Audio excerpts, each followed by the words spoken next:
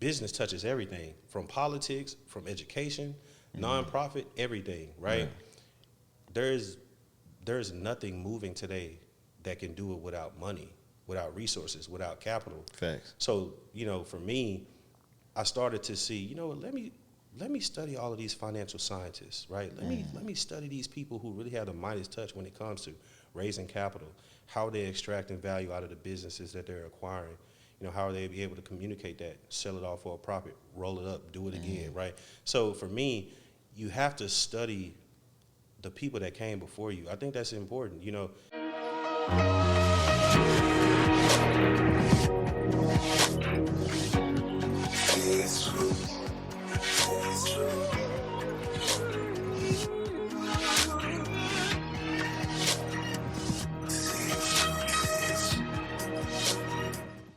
What up, world? Thank y'all for tuning in to another episode of the COSIGN Conversations podcast. I'm your host, KG. COSIGN Conversations podcast, we interview entrepreneurs, executives, influencers, creators, professionals that we co-sign and want to shine a light on our community. Today we have a very special guest. I've known this entrepreneur, this businessman for a while, and we finally got reconnected. Yeah. And I want to say within an hour conversation, my man dropped so many gems on me, and I had to bring him on the podcast. So without further ado, we have Mr. Dom Haskett. How you doing today, brother? Hey, I'm good, brother. Blessed to be here. Man, I love what you do on the platform. Again, creating something that's very authentic, and it shows in your work, the people that you bring it on and how you deliver the message. So just appreciative of the opportunity, man. Come over and chat. Man, I appreciate it. Before we dive deep into it, I like to make this a candid conversation. So one thing I definitely want to know before we just kind of get into it is, it's been a while since we really connected, and randomly you just hit me up wanting to connect. So, I never asked at the meeting, but like, what made you, what inspired you to want to reach out and just have a conversation? Man, for me, we're in this age where, social media is running rampant. Right. And I think, like I told you in that conversation, I feel like there's a difference between being an influencer and a person of influence. True. And what I mean by that is most of the time, the folks that are people of influence are actually out doing the work. Right. So they're spending less time creating content because they're actually out doing what it is that they're doing versus trying to appear that they're doing that. And I know for me, I don't spend enough time actually sitting down. This is probably the first time I don't really sit down, actually engage. I'm a father, husband.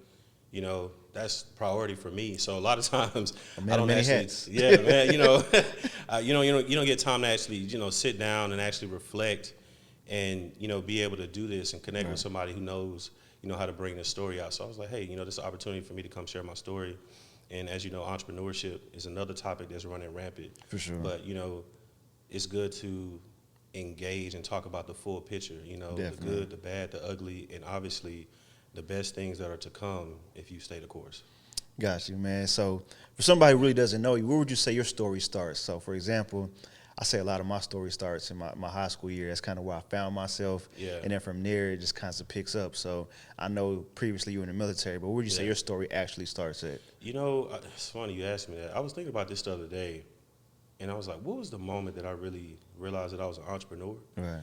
And it was in high school. So in high school, it was a couple of us. Well, not a couple. After a while, it was a couple of us. But in the beginning, just selling snacks, man. Honestly, like that was the big thing. You have people walking through the hallways, got a bag. Yeah. And that's really where I started honing that craft, And I just didn't have, students as clients. Teachers already know, hey, it's 1 o'clock. I don't feel like going to the teacher's lounge. What you got in that bag? You know what I'm saying? So, but that's really where I started honing negotiations, and I really understood. I knew how to hustle. That's the thing about me, man.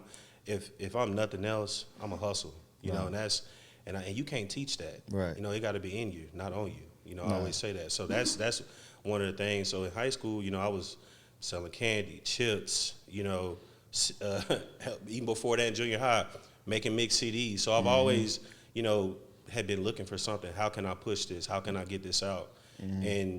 But I do feel like even sometimes when you're in the middle of it, you don't even know what you're doing, right? You just kind of going at it. But that's when I really started doing entrepreneurship. I would say I didn't really find myself until I got to the military. Okay. Yeah. Why everybody has different reasons why they hustle, right? It Yeah. could be lack of resources. Yeah. It could be, lack of capital. Right. It could just be like it's just in you. You want more. Yeah. So what was it for you in high school that made you want to hustle? All the stuff you just named, actually. Yeah. And honestly, man, I'm just about making money. Yeah. Just to be totally honest, man, like if somebody feeling something, I can push it. You know what I mean? If there's a deal out there to be done and to engage with, I know how to go in and extract the most value out of it. So again, that's something that the same way that athletes talk about ball and going out, I feel the same way about business. I approach it the same way. It's like a game. People out there, they on the court, they on the field, swimming pool, whatever their bag is. My bag is doing business. This is, I look at it as a game, and most people say, well, I don't like to play the game. I do, right? Like, there's nothing that gets me more excited than just sitting and talking business, talking ideas. And I'm not talking about locally, I'm talking about globally, right? How do we take this concept and scale it globally, right? How do we take this and truly evangelize it to create a movement, right? And, so that's one of the things, but the main thing, man, I like making money. And for me, it's all about being independent. I got, wife, 3 kids. At the end of the day, I got 4 other people depending on me to get out here and get it. Whether I feel like getting up, whether the market is in my favor, I still got to get up and go get it. So I would say in terms of, those are just some of the things that really push me. And, I'm just my own man at the end of the day. I saw a meme the other day where they had like this little person at the bottom and it was like a bubble. Yeah. And it was like a crowd of people in the back and it was like, yeah, I said what I said. I'm definitely one of those type of people, where I'm fine with people not agreeing with how I move. I'm fine with somebody saying, well, hey man, that's not what I want to do on my playbook. That's cool. Right. But this is what I'm going to do with my platform or how I move, or it's going to be the way that I want it, right? For sure. And I think it's something to be said about that. I respect anybody that has, the tenacity, the grit, and, the balls, honestly, to get out here and say, look, I'm going to get it. By any means. Irregardless of any opposing forces, I'm going to get mine. And there's nothing that I hold dear or believe in more than that. Like I said, man, if I believe, I don't care what the odds are. Right. I'm going to bet on me every single time, period. Thanks. And can't nobody convince me outside of that. Nah, that's real. And I resonate with that, man, because business is a sport, right? I was recently on a podcast interview, and somebody asked me what was my favorite thing to do at COSIGN. And they asked me, was it the content days? Right. Was it the creative? Right. And I'm like, man, I like closing deals. Look, bro. I like closing deals. I like, I like the nose, actually. I like the nose, man. It makes me get better, stronger, wiser. And then when I finally get that yes, I'm like, okay, I gotta get some more no's so I can get to another yes. Yeah. Right. So I like conducting deals, and you talked about studying. When it comes to sports, studying the game. Yeah. How do you study business? In basketball, football, you watch tapes. Yeah. You watch your favorite athlete. How do you study business? Same thing. I watch tape. Okay. Interviews, documentaries. I'm big on history, man. History always repeats itself. Right. So for me, I'll say this. It started when I first started to learn how to read. I think it was around, kindergarten, pre-K when you first started. But when I actually remember checking out books, like going into the library and saying, hey, this is the book I'm taking home. All of the books I was reading were about presidents, were about public figures. I was always interested in history. So even as a little kid, I've always had an interest in reading these people who had amazing stories. So the tape, that I'm watching, are all of these different heavyweights that are doing their thing. And it's not essentially to copy what they're doing, but what you can do is start identifying themes, right? You start to identify, same way, you identify a scheme when you playing ball, right? And you got to adjust the coverage. Well, you got to adjust the coverage in business too, right? In a certain market, you might be more bullish on something than you do in other markets. But if you read history, understand what's happened in business, understand how it has evolved over time, and then you also have to look at and see how does my industry or my line of business or whatever I'm doing, how does it cross-pollinate with all these other things? As you know, business touches everything, from politics, from education, nonprofit, everything, right? There's nothing moving today that can do it without money, without resources, without capital. Facts. So, for me, I started to see, let me study all of these financial scientists, right? Let me study these people who really have the Midas touch when it comes to raising capital, how are they extracting value out of the businesses that they're acquiring. How are they be able to communicate that, sell it off for a profit, roll it up, do it again, right? So for me, you have to study the people that came before you. I think that's important. Look at, if people, I know there's been some interviews with Jordan, right? And I remember one interview I was watching, and he was talking about Kobe, and it's copy and paste, But think about how many hours he had to put in, right? As much as he emulated Jordan, right. I mean, he still had to put the hours in. You still got to put the time in. At the end of the day, you can look on the TV and be like, I can do that. No, you cannot. Yeah. Not until you actually worked at your craft. Like, you really have to be a student of your craft, and that's anything. So for me, man, it's watching documentaries, being in proximity to people and seeing how they wield their power, right? Because sometimes it's different, right? You see people, you have to watch people in their element. And again, this is something that's transferable, right? So for me, I do watch tape. My tape is just, again, Wall Street Journal, documentaries, interviews, books. Man, I could be locked in a room, but if I had nothing but books in there, I'd be totally fine. Because that's what I do all the day. I'm always looking at books, recommending a book, trying to find how to get better. I'm always trying to figure out, how can I sharpen my tool belt? How can I become a student of my craft? And it takes that. Like, you actually have to be relentless at truly studying what this stuff is. So that's what it is for me, man. I truly engulf myself in business, and it just excites me. Man, who's a financial titan that you study that people should definitely look into that they may overlook because they don't have, like, maybe a name that people are familiar with? I don't want to say this brother's overlooked, but I feel like a lot of people are starting to pick up on this story now. But Reginald Lewis, man, like, the Watch the White Guys Have All the Fun. When I tell you I read that book every day, I got 2 hard copies, right? One that I used to carry around all the time that's just kind of old now, because, you write notes in it. And, for sure. And then I got another one that's just kind of sitting in my library at home, just, right, just to be pretty, right? Just to have that there. But then I also got the audiobook, too. So I truly engulfed myself in this man's story, because he was doing this in the 70s and the 80s. Right.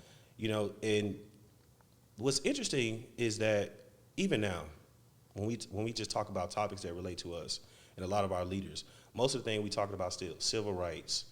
We still talking about, some of these same topics, but this is not the 60s, right? This brother was doing this in the 70s and the 80s. So for me, I don't walk around like there is anything outside of my reach. If he was doing this in the 70s and the 80s, it's 2024. Yeah. Right? We've had a president, right? He's doing his thing. We have brothers that broken into private equity. You got Robert Smith doing his thing, right? So it's no longer talking from what am I lacking? No, you got to go out and get it. And if you read this man's story, man, it's all about tenacity. It's all about grit. It's all about, again, him betting on himself. But more importantly, what I appreciated about his book was just the transparent times, letting you know that, man, it's not pretty all the time. Right? Entrepreneurship it's not a linear path. Definitely. Sometimes you got to throw yourself back into the main thing until that side thing becomes the main thing, or until you just figure it out, right? There's no one look off for this, but like I said, Reginald Lewis is a big one. Donahue Peoples, I feel like a lot of people are starting to figure out who he is now, but he has a book called The People's Principles, and he's probably the biggest. He has the biggest African-American owned real estate development firm in the country, right? This brother developed a book like 2 decades ago, had already been putting in work. You see what I'm saying? So I'm intentional with finding people who are, putting this stuff out and, truly applying it. And I'm not even going to sit here and say that, hey, I'm just looking at people that look like me. I'm looking at everybody. Of course. Bro, you can draw inspiration from anything. Right. Anything. And, so I don't even limit myself to that. But like I said, Reginald Lewis, man, when I tell you I read this man's story every single day, I mean, to the point where, and this is, I think, what we talked about when I was talking about a minute ago, with you being a student of your craft and really having a business acumen to understand.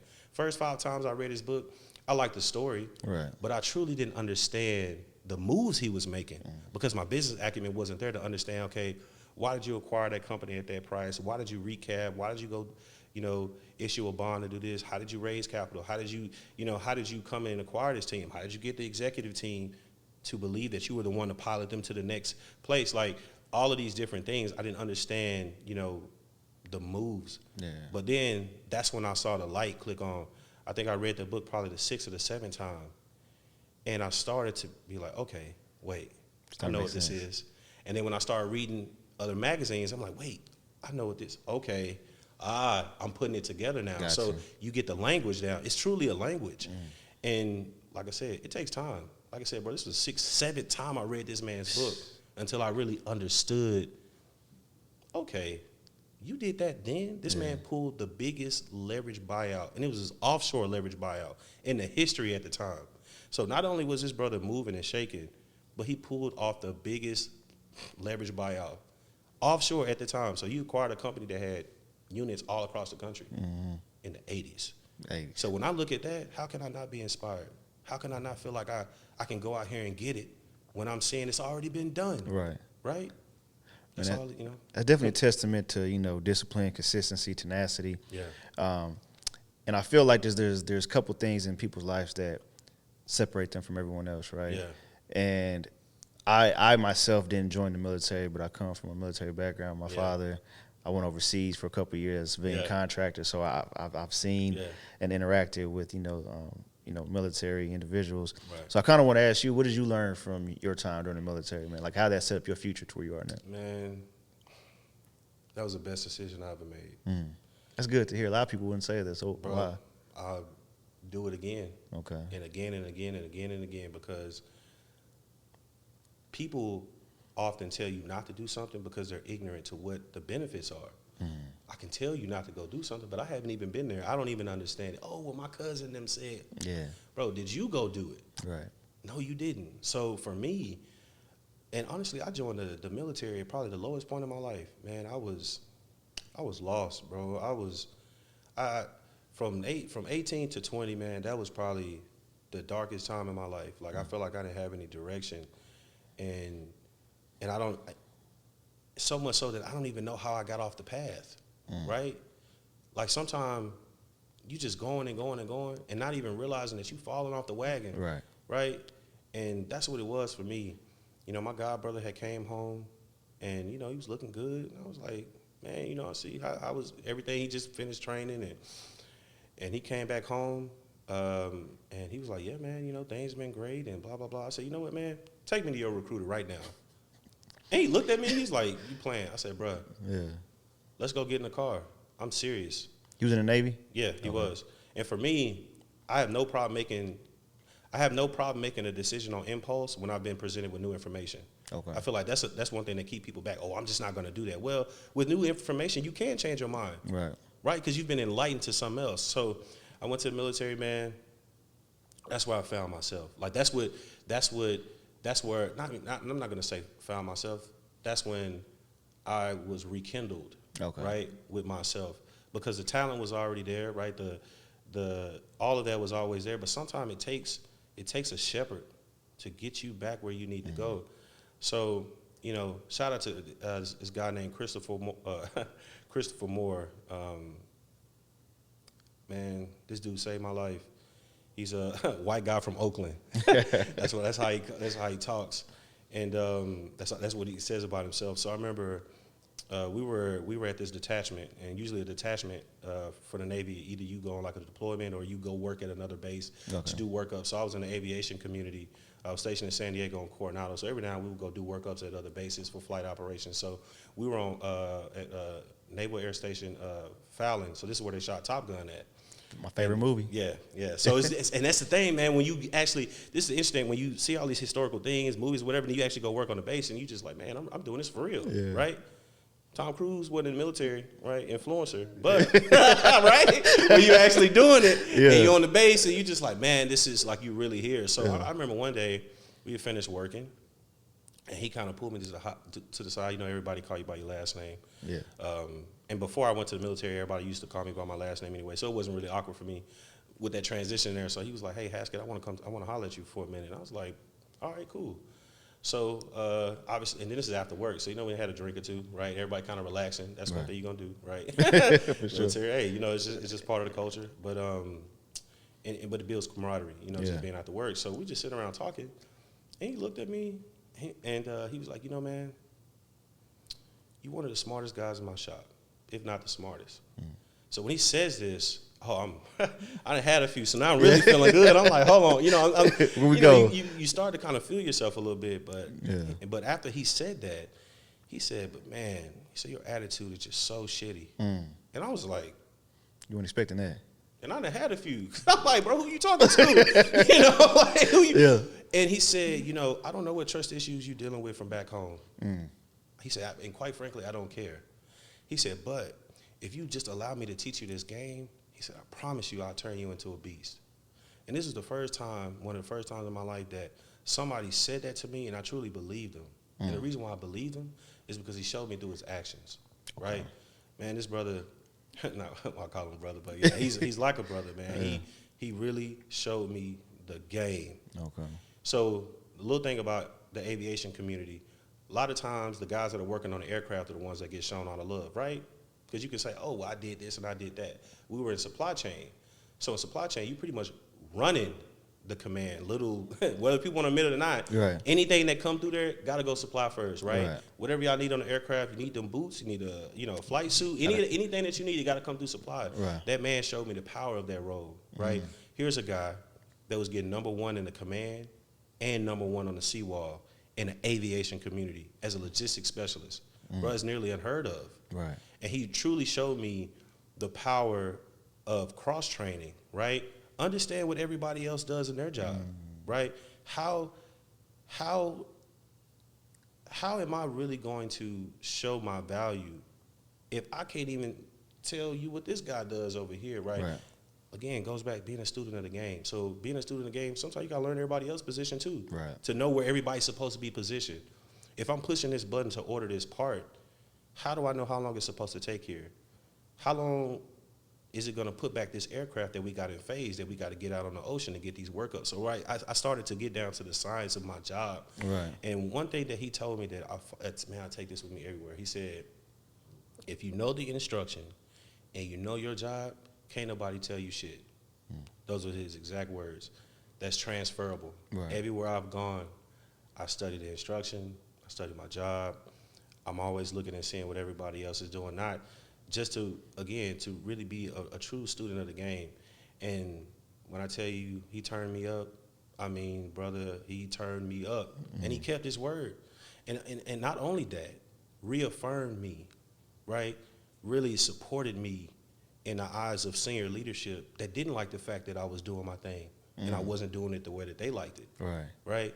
You got this dude coming around the corner, sometimes be like, well, man, Haskett doesn't look like he's happy this morning. And Chris will come around the corner, well, yeah, it's 5:30 in the morning. Maybe he don't feel like talking right now. Right? Just something small like that. Yeah. But just, hey, leave my guy alone. Yeah. He's a subject matter expert. He's doing his job. He's not getting in trouble. He's going to school full time, getting a bachelor's degree and working in the military. Right. How many guys in your shop doing that, right? So he used that to start challenging other people, man. And, man, to this day, when I say I'm eternally grateful for that dude, man, because that changed my life. It even changed the way that I looked at people who didn't look like me. Because we all grow up and have, certain prejudices because of what we've been taught. Right. Or just because of what you've been seeing. You've seen all these things and you just don't know who to trust. Right. Man, that guy, he totally dismantled that.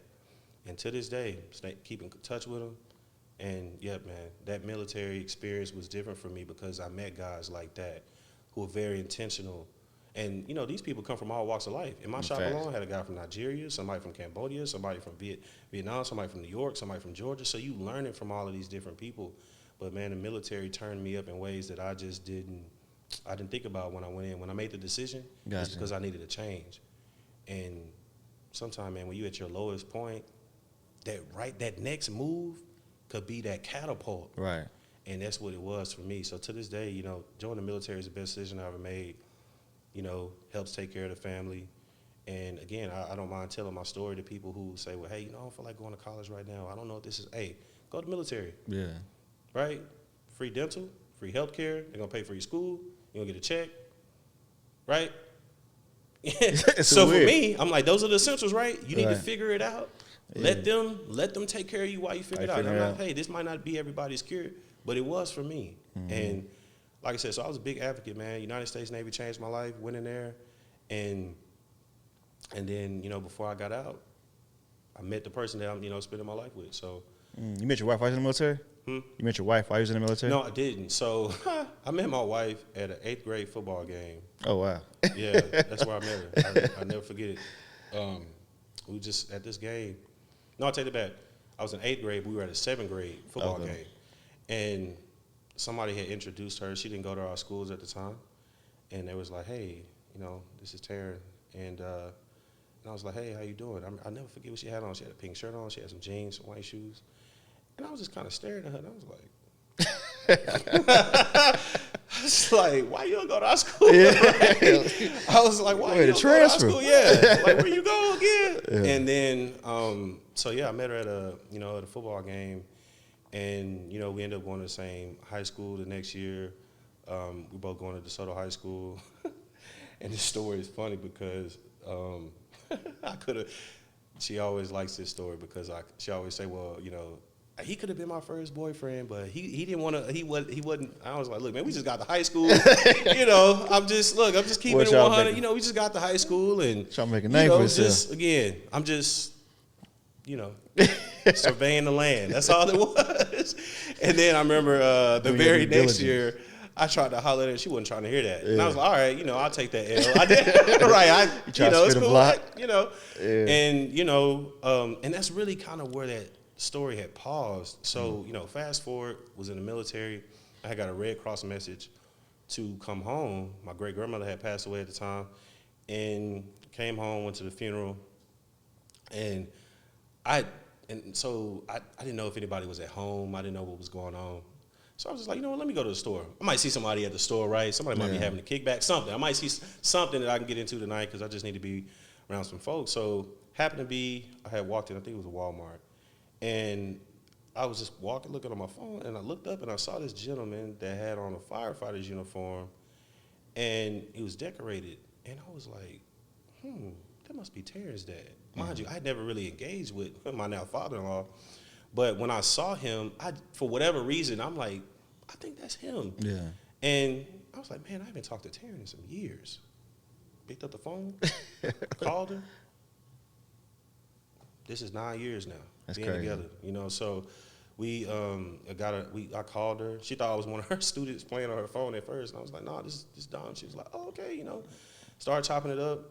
I go back to San Diego, and, I'm not gonna lie, I kind of put the ball in her court because I was like, well, look, I'm be on the ocean for the summer. We finna be on the water, and I have email access only, right? Mm-hmm. So I was like, hey, I'm be on the water. This is my email. If you want to keep in contact, let me know. We'd love for us to do that. And I kind of left it at that, and it was consistent the whole time. And it was just, and it just, man, and it was so intense. Like the questions about future planning were just coming up so early, right? Then you had to catch yourself like, I'm already talking about marriage? Yeah. I'm already talking about kids? Like, and so we get off the ocean, before we get off, she said, well, I'm gonna come to San Diego to come see you. And I was like, all right. Yeah. Cool. So I go to bed that night, wake up the next morning, see my email. She sent me the itinerary. I already got my ticket. I'm coming. I was like, oh, okay, right? Say less. Man, so she came out there, and it was magical, man. Like, I remember when she got out the airport, I'm just watching her come down. I forget who she was on the phone with. And I'm just watching her. And you just kind of, I was like, wow, you really are gorgeous. Like, I'm just staring at her. So then she come back, man, to my apartment, and we were just sitting there talking. And, man, the whole weekend was just love. We went out, and everybody know you stationed in San Diego, tacos and stuff like that is a thing. So I took her to get some street tacos, trying to show what's really, on in San Diego. Right. And we went on a dinner cruise, the Hornblower Cruise. It's a dinner cruise that takes you up and down the coast of San Diego. That's wild. So I was like, all right. She bought the ticket, but I'm really going to turn up right on the weekend. You know what I'm saying? Like, I know nobody take, right? I know. Yeah. So I'm like, let's go ahead and, I said, I got a surprise for you. So we ended up going on, and, man, it was a great weekend. And I realized that I didn't want it to end. And that's not usual for me. I like to be to myself. Right. You know, I've always been that way. I'm not really a cliquish type of person. You know, if I'm gonna pull up somewhere, I'm gonna pull up by myself. That's most of the time. But I didn't want her to leave, man.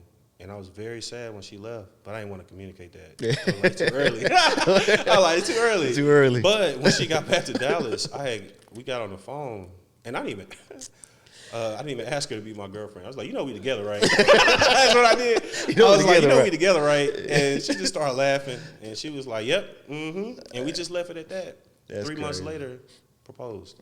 Dang, 3 months later? 3. A man knows what he wants. Man, when people say that that's not true, it is. Ain't playing no games. What? For what? At all. For what? Mm-hmm. For what? Right? 3 months later, proposed. We were engaged for a year and some change. Got married in June 2017. What amazing wedding. I mean, it was great, but man, that really kicked off a lot of stuff because my wife has brought so much meaning to me. Like, I always say that I could have been good with anybody. Right. But with her, I'm great, man. And it goes beyond just being together. Like, my wife has been with me through every haymaker that life has thrown to me. She right there. Yeah. Picking me up, not belittling me, you know, not bringing it back up later. I saw you at your lowest. Yeah. Well, let me bring that shit up in an argument, right? Let me attack you. Never had that, you know. And she truly showed me what unconditional love was. Like, to this day, I've never felt anything about the way she felt about me was conditional. Like, and she's shown that all the time. I always tell people, my wife's a total way better person than me. Like, she is it's just a different kind of balance, man, a different kind of stability. You know, having the upbringing that I had. Yeah. She just kind of did that, and it's effortless. You know, sometimes she wears a lot of hats, but what I realized when I was with her was how much work I needed. And yourself? Yeah. So even when you end up with somebody that's great, you can be shitty and really mess it up. Not fast. I've been there. And Shit. you know, Been and there. I started going to counseling. So I had to be intentional about my own growth, my own healing process. I feel like parenting and relationships bring out all your insecurities. Right. And mine was front and center, you know. And I had to be intentional about that. Even though I wasn't the one that may have caused all of the hurt that did happen to me, Right. it was my responsibility to fix it because I'm the one that's carrying it around. And that's when it all started changing. You know, I had somebody really help me sort all of the things, right? But, you know, in that, you know, my wife loved me through all of that, man. Just, again, I never professed to be a perfect person, you know. But when you have somebody who's dedicated to waking up every day and just working at it, that's all you can ask for, right? I don't think anybody's relationship is perfect. You know, sometimes that's why I have a thing with relationship influencers because I feel like people are selling dreams because it's not like that. It's messing up the community, bro. Oh, it is, because now you got people thinking, well, I don't look like such and such, and so we the not love going is like just that. not there. And I Yeah. have to tell people, man, look, I'm going to tell you something. If you don't want the truth, don't call my phone because I'm going to tell you, some days you're going to wake up and y'all not just on the same page. But does that stop you from getting your kids ready for school? Does it still stop you from coming home and doing your duties? No. And see, that was a difference maker, right? The fact that I could see that every day, even if we not on good terms, we still doing what we supposed to be doing. That's what a partnership is. Facts. Nobody said we're gonna be lovey-dovey every day because it's not real. It don't work right? like that. Especially if you're dealing with your own stuff. It don't Right? work like that. It just don't happen like that. So man, that was the best, just in terms of game-changing decision, man. Being with her tier. and building this out was probably the best thing, man. It's she gave me 3 beautiful children, you know, who again, another learning experience. You know, I had this thing growing up. I really didn't like people touching me like that. I'm not physically affectionate as much. I know what you mean. And it's really a learned thing, but I learned that through my kids. Oh, yeah. Because my kids are like skin to skin kids. They want to, like, All up on you, yeah. So my daughter used to have this thing, man. and I feel bad that I felt some type of way about this, but I understood how broken I probably was at the time. But my oldest daughter used to have this thing where she really had to be skin to skin with you, like stomach to stomach, to calm down. And man, in the beginning, it was so uncomfortable. It was so uncomfortable to have somebody invading my space like that. Now it's nothing. I mean, I got 3 of them, one of them up here and over here. They all over. They all still hop in the bed in the middle of the night. As much as you go stay on your bed, then you wake up in the middle of the night, somebody coming in there. But in the beginning, man, I realized it was just so much stuff that I wasn't comfortable with that I noticed. And I'm like, why am I feeling uncomfortable about this? It's my child trying to, and you just realize stuff that you just maybe wasn't done with you when you were growing up, stuff like that. So, man, I had a lot of learning experiences that, my kids were some of the biggest teachers. So like I said, I got, 2 daughters, I got a son now, and I'm glad that my son came on the tail end because I don't think I was in the right headspace in the beginning of marriage to be raising a son. Yeah. Thankfully, I had a wife, right? So my daughters were great. And it's not to say I wasn't doing my thing, but I feel like there was a learning curve, right, that we still sometimes have to talk about. And now with my son, it's just I see some of the changes, my patience, right? A lot of things that I didn't have in boys take a lot of patience. Man, a lot. And I learned that through my wife, right? And my father-in-law, man, like, I want to circle back to him real quick before we move to the next topic. I hear a lot of people talk about their relationship with their father-in-law. Man, I can't stand him, or we don't talk like that, or, he come over, man, mine? Yeah. Top 3 favorite person in the world. I grouped my wife and the kids. My wife over here, kids all together. My father-in-law, man. Solid individual. Man, I don't even really call him my father. I mean, I call him Padre. He's full-on dad. Every important milestone that I've had since me and my wife been together. He's been there. What? Graduation, kids' birth, arguments with my wife, lay off from jobs, not knowing what to do next. Right. Insecurities. Hey, man, I need to talk. All right, hold on. No matter what he's doing, you stop right then and there. And he showed me real love, man. Like, we talked before me and my wife got married, and he just laid it all out. These are the mistakes I made. This is what you got coming. You will make mistakes. It was a conversation. You will make mistakes, right? He said, but no, I'm here. And he's kept it that way the whole time. Did you have your father growing up? Mixed. So growing up, I did know who my biological father was. Kind of raised with my sister's family. And, that has its growing pains. Interesting thing about my family, so I found out who my biological family was 3 years ago. And it's been amazing. So I'll tell everybody about that story. So I was first trying to look for my family in 2018. I did 23andMe. Okay. And I was like, well, man, maybe I'll find my folks or whatever. And nothing came up.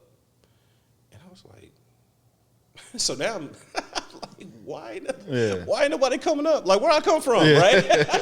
So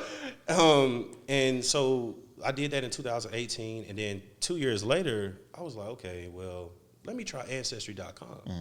It had been around longer. So I was like, well, maybe they have a bigger DNA bank, right? And I remember I was in New York doing a photo shoot. As you know, Black Menswear, they're always making all these movements. So I went out there, shout out to Black Menswear, and we were doing a photo shoot in Brooklyn. And I came back to my hotel room, had a notification on my phone, it popped up, and it was like, you have matched with this person. And I'm like, that's crazy. Clicked on it. It was like, you shared 50% DNA with this person. You shared 25% DNA with this person. You shared, and I was like, oh my God. My dad was right there. My grandmother was right there. And then I found out I had an older sister. Wow. And I was like, okay. And then opened up the app. Man, I saw all of my folks on there. And it was an amazing feeling because I always felt like the oddball on my mom's side of the family. But when I met my dad's side of the family, I'm like, oh, this makes sense, right? Yeah. So I was like, oh, this makes sense, man. So I got an older sister, Crystal. She's what a big sister is supposed to be, right? And I sometimes feel like, had I known I had an older sister or other siblings, it might have also helped with knowing how to create healthy relationships with women as well. Because I think we definitely got to talk about that, right? So she had like I said, then she was already married. She has 3 kids. Her husband is the big brother I always wanted, right? I'm the oldest child up until I met them. So I've always had to lead. I've always had to be the guinea pig. Right. And so it wasn't that I necessarily wanted somebody to come save me, but I just wanted an older brother or older sister, somebody to shoot me game instead of me always having to shoot everybody else game. But man, that has been a great experience. I found out that I had a sister that was 4 months. We're 4 months apart. Dang. Went to the same high school, and we never talked to each other. Seen her every day. That's crazy. Never talked to each other. So my family was around me the whole time. Didn't even know it. Didn't even know it. Went off to college. I was at UNT for a stint before I went to the military. My cousin, seen him all the time, walking around campus. Shout out to Xavier Henderson. It's my cousin, Fort Cliff. Saw this man all the time. It's crazy. And when we finally met, it was like a bittersweet experience because sweet because I found my family. It was bitter because that was 29 years, man. Right? Yeah. 29 years of feeling like an eyeball. 29 years of feeling like, what the hell is wrong with me? Like, why don't I know where I come from? Where my people at? Right. Why they ain't come for me when I'm experiencing some of these things that I'm experiencing? And I meet my sisters and my cousin, and it's like, wow, like you start to think back to all the things that happened to you. And even though you can't change the past, you can't help but to wonder, like, damn, I probably wouldn't have had to go through that if I would have had. Yeah. I probably wouldn't have went through that if I would have had. And I remember that year, I had graduated from SMU. I got my MBA from SMU. And my whole family was there. I know that felt. Oh, man. Yeah, I know that felt amazing. Man. I had an uncle that just passed away a couple months ago, and he got to see me graduate. And that was, man, it was one of the most, that was the first time I met another man that was related to me that looked at me in such high regard. And I think that's so important. It's so important to have those kind of men feeding you, empowering you, reaffirming you. And I lost him a couple months ago. And it was hard because, again, it's the bittersweet part. You know, you like, damn, like, all that time. Yeah. All that time, right? But I'm so appreciative of the time I did have, right? To experience the love, the stories, right? And so now, man, it's like now that I've met them, everything has just been running. Like, no time has passed, you know? So, again, you know, I got 4 new sisters, got a brother. I got a whole family. Now, my kids, you know, from now, you know, they're little, so now they know their folks. My son, Maverick, wasn't even born yet when I met them. So now they're able to see him from start. You see what I'm saying? Like, that's just the gravity of that, man. And so shout out to Ancestry.com. Shout out to Ancestry.com, man, because that's a crazy drop. Brother, I got everything that I need. So hey, shout out to that. That's a crazy drop, though. No, that's an amazing story, bro. I mean, if you really sit down and unpack what you just shared, that's a lot. It's a lot, bro. It's a lot, but it's it's a lot. That's why I like doing this, because people may just see you on the gram and think one thing of you, but there's so many layers to individuals. Like, we've all lived multiple lives in this one life. Dude, I'm 32, and I feel like I've lived 10 lives. You know, man.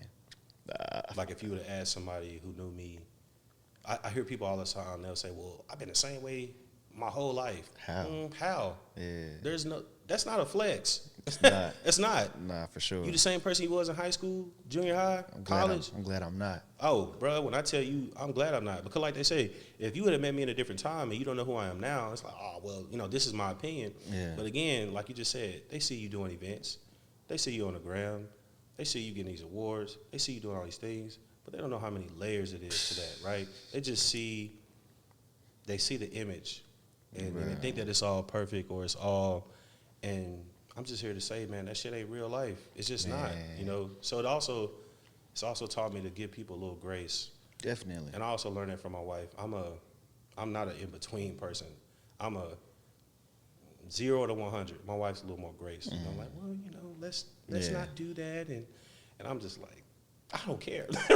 Getting better about that, right? I'm still work in progress, So again, but it's you're right, man. It's again work in progress. You just don't know how layered people are, and it's just something to say about that. So, man, I agree. I'm an all or nothing at all type of person, bro. Brother. See, I want all of you or all of it or nothing of it. Like, brother, why am I going to just get a bite size of something? Nothing. I don't live. Yeah, I don't live life. I don't live life like that. I'm either go all in or I'm not going to do it. Yeah. And I feel it's crazy. I feel like people come into your life at a certain time for a certain reason. I agree. Right. And I've been on this growth. I'm not even gonna say way because I try to always aspire to grow and to be better. Yeah. But it's crazy. When we first started this interview, I asked you what made you reach out, and you may not know this, bro, but that 1 hour conversation like really legitimately changed everything for me moving forward. Okay. Like everything, and I say that because I've always been the type of person to where I looked at things as if I have to build it. Yeah. Right? Like it has to, like I have to build it. Yeah, you got it. Yeah, it got to come from me to mean something. To me, yeah. And I don't know if that could be unpacking some more stuff. It could be from the fact that I grew up, I had a dad, he wasn't present, you know what I'm saying? So I always tried to like be everything for my mom or be everything to show my dad like why are you not here? Or in basketball, I was in middle school, I was, a small, like a 2 or 3, so I was a nice height. Yeah. High school, everybody grew past me, so it's like I had to show, buddy. Yeah. So I had to show more. Like I had to show that I was hungry. I wanted it more. So I've always been fighting, not for just attention, but for my value, for to show that I deserve to be here. Yeah. And we sat down, and you laid out a strategy of how to grow a business. Yeah. By acquiring businesses. Yeah. Yeah. And it's crazy you said that because I've only heard it from one other person. And the other person was, of course, a lot more older than me, and he's in banking. Okay. So when he said it to me, he said it in passing. Yeah. He was like, you should think about, I've seen COSIGN. You should think about, buying a media company. And they left it at that. Like, they didn't really like. But not actually giving you the minutia behind. Yeah. Bruh. I got you. So when we sat down, and then you recommended these books. Bro, like they just came in yesterday, so people been asking me, like, man, how are they? Like, bro, I'm tapping in, so I'll let y'all know. Yeah. But I kind of want to dive into this, bro, because you shared a lot of game. What you didn't do was gatekeep. There's a lot of gatekeepers in this city, in the industry. That's a whole nother interview, brother. I'm trying to tell you. And gatekeeping is it's poison. Man. It's poison to any community. It is. And it's just, and the funniest thing, before we dive into this, the people that's gatekeeping are the people that don't got the real motion. Because when you really got motion, I don't care what you doing over there. I remember Jay-Z had I think this might have been an interview with the Breakfast Club. Might have been a Breakfast Club. And I remember what he said. I think he said something like, hey, look, what you got going on over there, that's cool, right? But this works for me, right? I'm going to do this. You know what I'm saying? And, man, them gatekeepers, bruh, can, and the sad part about it is too, some of them can make or break you if you allow them to do that. If you allow me, nobody's gonna hate me more than I'm gonna outwork that hate. You feel me? I'm gonna get mine. Period. That's real. I don't care who the opposition is. Like I said, man, I don't care what the odds are. I'm betting on me every single time. And like you said something a minute ago, and you were like thinking about the losses. you're thinking about the no's. I make a list of them. I know a lot of people say, well, I like to put my affirmations and say all these good things. No, I want to put a list of the people up there that said what they said. I look at that. Yep. Right? We motivated by something different. So I say, even before we tap into the business, you got to know yourself. Know what drives you. For me, tell me I'm not going to do something. Tell me. I dare you. I want you to. Matter of fact, make it as loud as possible. Because when it happens, they say success is the best kind of revenge. And for me, it ain't revenge. Because me being like that, this motion don't got nothing to do with you. Yeah. This is all me. I'm my worst critic. You know what I'm saying? So for me, the show must go on. Regardless. But yeah, with the businesses, I'm glad you brought that up because you have a lot of people out here, especially, influencers or various people. Hey, well, I'm gonna get up here and I'm gonna tell you how to start a business. Right. From scratch. And then they get up there and they listen to all this stuff and I'm like, 90% of businesses or 90% plus businesses that start up from scratch, they fail. Facts. Don't believe it, Google it. I'm telling you, they fail. But why not go buy a business that's already cash flowing? Somebody already did the work. They already did that. They've already figured out what the secret sauce is.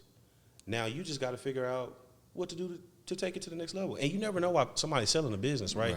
So that's the interesting. So for me, like I said, what I do is, again, I do M&A, advisory, and venture capital advisory, right? For those who don't know, M&A is?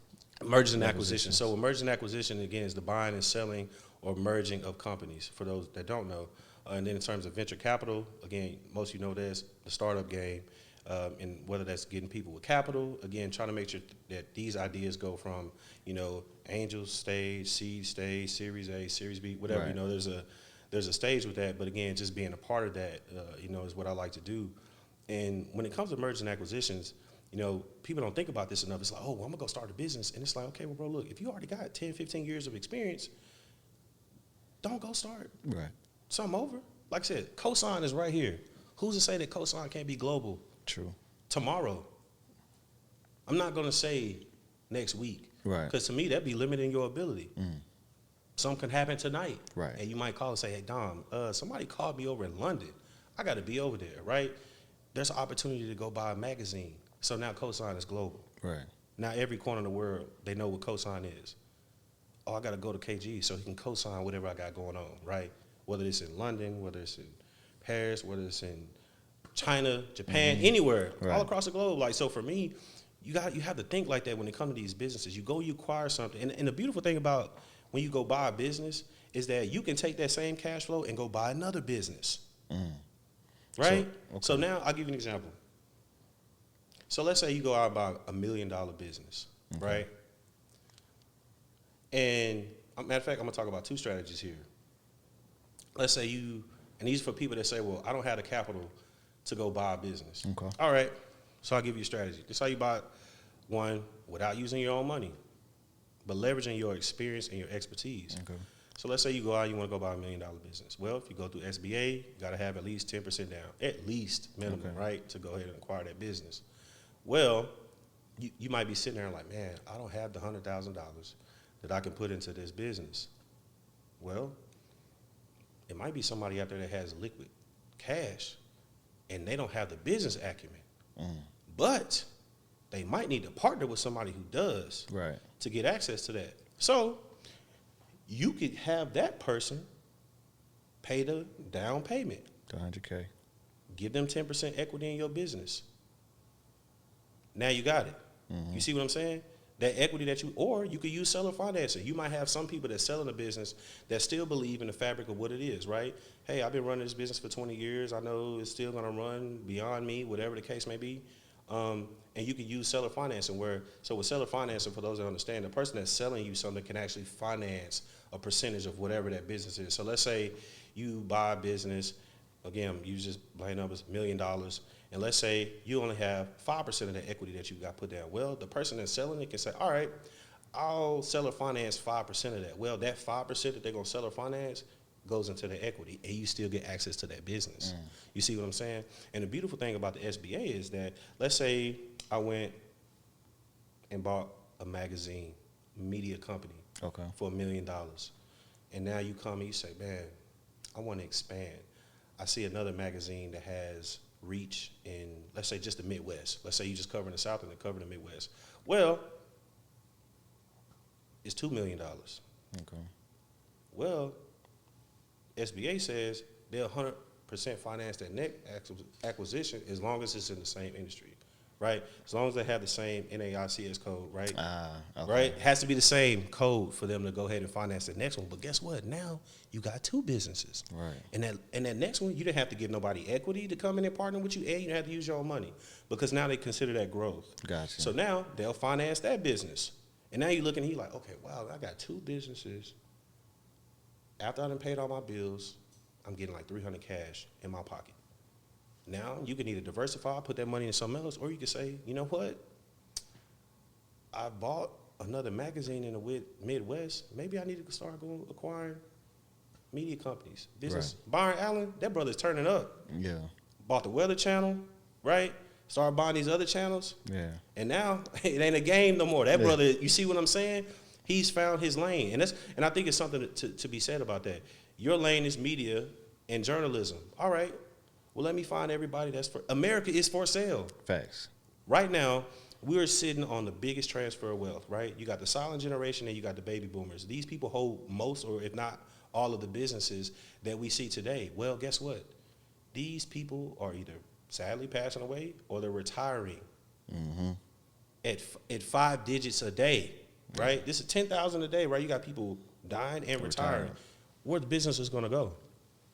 Not everybody wants to run it within their family. You see what I'm saying? This guy might say, you know, I don't want my dad's $10 million bricklaying business. That's not sexy enough for me. I want to go do something else. The business still making $10 million. Yeah. So that's what I look at on businesses. How much cash flow? I don't care what it does, right?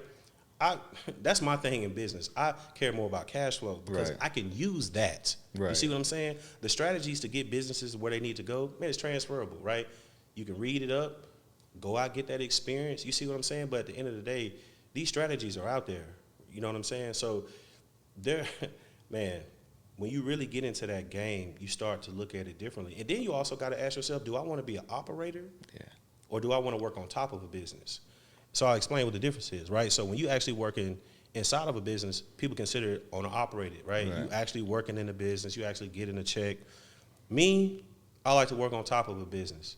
I'm not clocking in, right? I'll be an equity player. I'll go hire a manager to come in and run the business. Matter of fact, just to encourage them, motivate them, hey, I'll give you equity, right? You buying a business that somebody else is selling, right? And even though this owner has been owning it for 20 years, Bill in the back been running it the last 15 though. Yeah.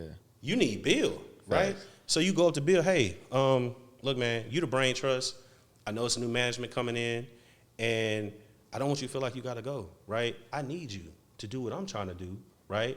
And I know, and there are ways that you can keep them there. Look and see how much they've been paying Bill the last 15 years. And they gave Bill a raise? Right. Does Bill have equity in that business, right?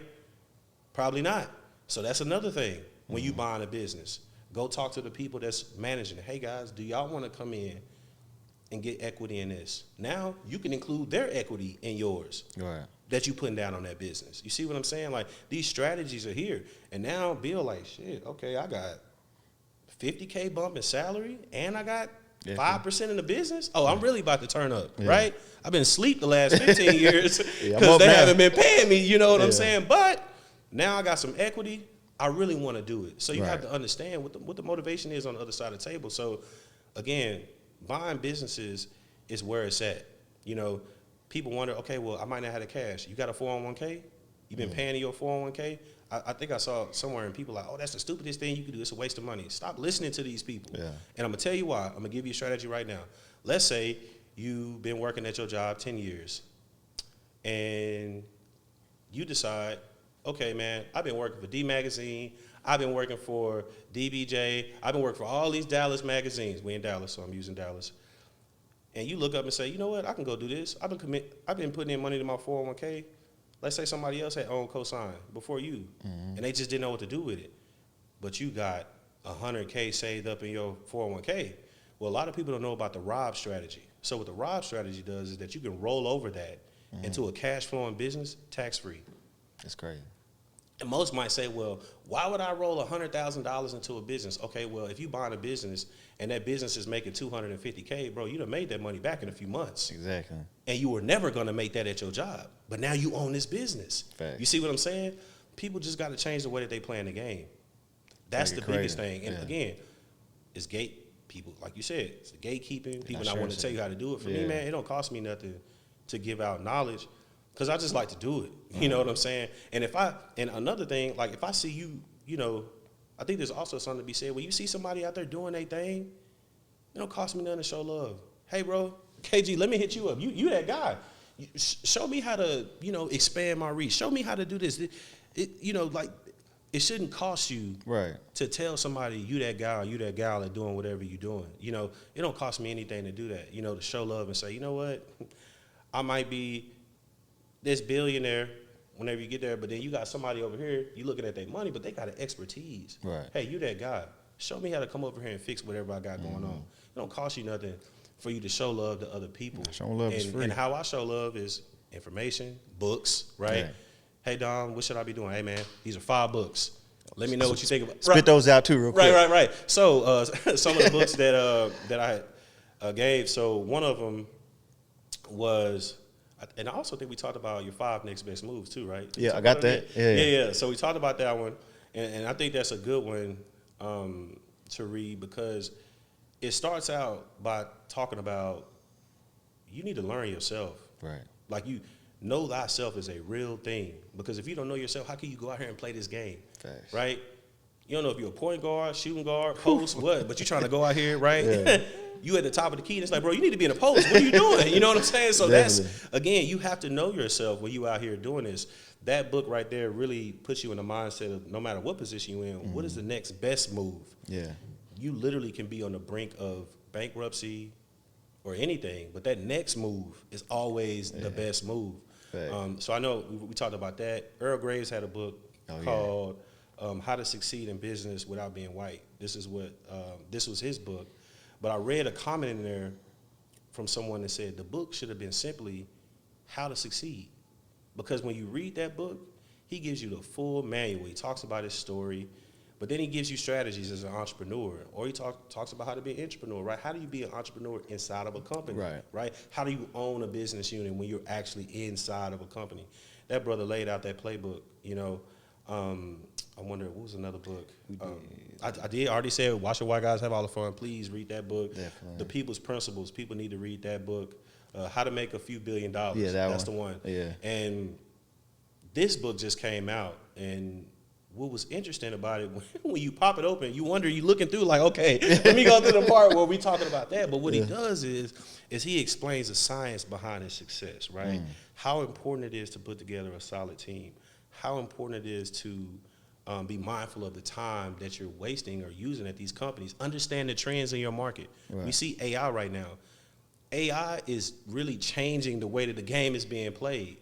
Right? So if you don't study the trends that are even in your market, how do you expect to compete if you don't even know how some of these jobs are becoming obsolete? Sure. So instead of being afraid of these new advancements that's coming, and see how you can use them to your advantage, you know. So, go ahead. I think the last one was the buy and build. Oh yeah, man, the buy and build. Yeah. And I like buy and build because they get down to how do you talk to somebody that's selling their business? That's a very as much as they say business transactions aren't emotional, they are. Right. Somebody been owning this business for 20 years. This is how they put their kids through college. This is how they've supported their family. Show some respect to that person. This is their life's work. So when you going in and talking to these people, show them the respect because they're handing you over something that they put blood, sweat, and tears in. Facts. And you coming in trying to negotiate and stronghold with these people, and they're like, man, look, this is who I am. A lot of people's identity is interwoven in their business. So you have to show respect when you come in and you want to acquire some of these businesses, you know, that's Main Street. Main Street is like, you know, mom and pop, you know, Mid Street, kind of like businesses, like a scale up from that. But these are people who are in the community. So when you acquiring those type of business, man, you gotta have a certain kind of sensitivity, right? Sometimes the kids might want the dad want him to pass it down. He's like, nope, I don't trust y'all. Yeah. So now I got to sell it to somebody else, right? So there's just so many things that you have to be, aware of when you're going into these transactions. Ask the seller, well, why are you selling the business? Mm-hmm. Oh, well, I want to retire. I want to get into something else, right? Okay, well, what do you plan to do after you sell the business? What do you plan to do with the money? Because there's also a psychology that comes with this, because you have to put them in the mind of selling that business. Yeah. You see what I'm saying? So, and then at the same time, show them that you respect what they built. Right. I'm not going to trust you with the people who I brought into my company if you coming in here and it doesn't even seem like you respect what I brought to the table. There's 20 families in here that's still going to be working here when I sell this business. Can I trust you to take care of my people? Are you going to come in and fire, clean the shop? Now, you can do what you want to do, but know that these are the things that these folks are thinking about when they're deciding to sell you their business. So with buy versus build, it's talking about just what we're talking about. Why start something from scratch? America is for sale. You can literally go out and acquire a business, and from there, take that money from that first business, use that to acquire another one, and another one, and another one. And the beautiful thing about it is there's always somebody who's still going to want it. Right. I'll give you an example. You can literally go roll up some of these businesses, whether it's waste management companies or landscaping companies, even laundromats, right? It's just so many things that you can buy. You can roll that up, sell it to another firm. Let's say you own 3 manufacturing companies, warehouses or whatever. It's a private equity firm out there looking for something like that, right? Look and see, like, okay, if I go out and I buy 10 businesses in these industry, who is somebody that I can sell these to in 3 to 5 years, right? Anytime you buy a business or even start a business, begin with the ending in mind. A lot of people don't do that when they start these businesses, so they don't have an exit plan. They don't have any idea what they're gonna do, and man, that can make or break a transaction. So again, that buy versus build is please, y'all need to go out and get that. Like that right there will really, it's an enlightening moment once you read it, and they really give you the manual on how to go about acquiring businesses. So yeah, check that one out. I also kind of want to ask, man, where do you think people should start to look for businesses to acquire?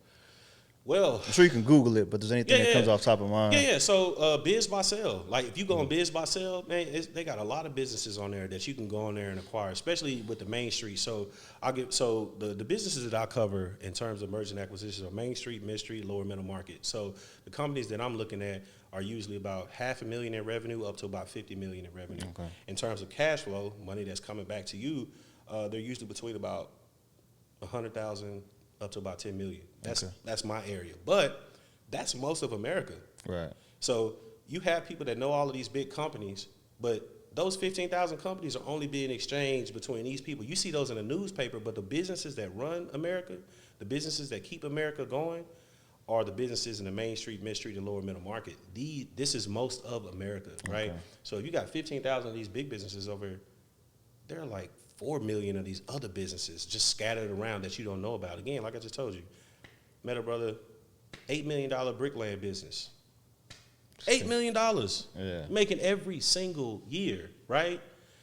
It's all kind of opportunities like this. Like I said, Biz by Sell, or even sometimes reaching out to somebody who might be an M&A advisor or a business broker, right? These people sometimes have access to deal flow, right? They might already have a list of sellers that they need to go ahead and, market to and let everybody know, like, hey, y'all need to come in and check this out. So sometimes you can go on Biz by Sell if you are, I would say skilled in this, because there are some things that go on in negotiations where it might, be in your best interest to have an M&A advisor or just somebody who actually knows how to do it. Right. It's something to be said to have somebody like that can help you. And then sometimes, man, if you just pay attention, just walk around. These are the businesses that you see brick and mortar just kind of sitting around. But again, Biz by Sell is somewhere that you can go. And again, they list businesses all the time. You can reach out to a business broker or M&A advisor. These people usually have deal flow. Those are some of the ways, just some of the places that you can kind of look and, find something that you're looking for. Nah, for sure, man. I know time is much trying to be cognizant of your time, bro. Oh, yeah, it's been a good conversation, bro. It's definitely one that's going to need like a part 2. I know. It definitely is, man. Definitely It definitely is going to need a part 2. Like I said, I appreciate you bringing me out, man. And like I said, for me and my story, I again, I identified all of these different points in my life where, you know, I turned up. And I know we got to go, but I want to talk about this No, for sure. thing. Go ahead. You know, when I was transitioning from the military to corporate America, it was a hard transition because, let's say you've had 4 years of leadership, and then you go back in corporate America, and they're treating you like you don't know anything. And a lot of veterans deal with this, right? Okay. You're like, man, I've set up a deployment, I've helped do all of these big things. You come back to corporate America, and somebody who hasn't done anything outside of what they're doing is trying to tell you, oh, well, you need to be a little bit more polished. You need to do this and do that. And you looking like, what else have you done outside of this? And you can get to the point where you can make people insecure about your presence. I've dealt with that at multiple companies, right? Why is the CEO or why is the CFO or why is this person coming to your desk? Why are they calling you? You see what I'm saying? Yeah. People pick up on that. So I also say when you move into corporate America, you got to be careful because people watching, right? So, and you also got to start paying attention to your level of engagement. I started realizing it was easy for me to connect with executives. I'm like, they put on their drawers just like I do, right? I don't have the wow factor when I see you just because you're running a company. We're going to talk, right? Yeah. And after that transition, I realized, you know, maybe I need to find out what I'm really supposed to be doing. So for me, like I said, I ended up going to SMU for business school, like I mentioned earlier. And honestly, that experience right there really helped me, I would say, go to the next level in some case. So I went to the business school, great experience. When I first got there, I got accepted into a C-level fellowship to work with Ken Hirsch. He's the CEO of the George Bush Library. Oh, wow. And great experience. Being in proximity to people like that can really help you see if you're playing the game the right way. Usually when you have a fellowship or internship, you're coming in at the ground floor. Right. So you can't really have an appreciation for what the organization does. I was luckily chosen to work with the CEO. So for me, I got an aerial view, right? So now I'm sitting up here with the CEO, and I'm seeing how he's running this presidential library, and that really turned me up, right? My playbook changed. So I was like, okay, well, let me just look at Dallas as a whole. What should I be doing? Professional organizations. What should I be joining over here? How can I be an ambassador of this school? You know, when I came in, I know a lot of people, when they're doing these interviews for business school, law school, they want to talk about, oh, the school can open up these doors. When I was in my interview, I told them, I said, look, this is what I'm going to bring to this school. This is the value that I'm going to bring here. Right. Because I'm getting it here, this is what I'm going to do. And I did it. That's where the secret sauce is. It's not these magic words that people think that some old sage is going to give them. The work is the secret sauce. Right. So what I got on campus, just became an ambassador, man, started really turning up. And because of those experiences, a year or two after that, became the president of the Dallas Business Club last year. Well, with that experience, I got to engage with a lot of people because of what I had done, right? So I had Mayor Ron Kirk, he came and spoke.